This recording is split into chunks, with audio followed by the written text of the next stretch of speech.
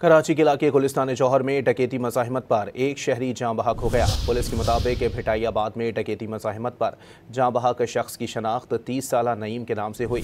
जाए वक़ुआ से गोलियों के खोल और शवाहिद जमा कर लिए गए हैं। अतराफ की CCTV फुटेजेस भी हासिल की जा रही हैं। अहल खाना के मुताबिक मकतूल घर के बाहर मोबाइल इस्तेमाल कर रहा था। मकतूल ने मोबाइल छीनने के दौरान मज़ाहिमत की तो मुलजिमान ने फायरिंग कर दी।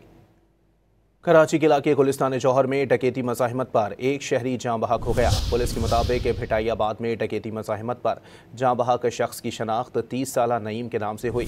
जाए वक़ुआ से गोलियों के खोल और शवाहिद जमा कर लिए गए हैं। अतराफ की CCTV फुटेजेस भी हासिल की जा रही हैं। अहल खाना के मुताबिक मकतूल घर के बाहर मोबाइल इस्तेमाल कर रहा था। मकतूल ने मोबाइल छीनने के दौरान मज़ाहिमत की तो मुलजिमान ने फायरिंग कर दी। कराची के इलाके गुलिस्तान जौहर में डकैती मज़ाहिमत पर एक शहरी जाँ बहक हो गया। पुलिस के मुताबिक भिटाइयाबाद में डकैती मज़ाहिमत पर जाँ बहक शख्स की शनाख्त 30 साला नईम के नाम से हुई। जाए वक़ुआ से गोलियों के खोल और शवाहिद जमा कर लिए गए हैं। अतराफ की CCTV फुटेजेस भी हासिल की जा रही हैं। अहल खाना के मुताबिक मकतूल घर के बाहर मोबाइल इस्तेमाल कर रहा था।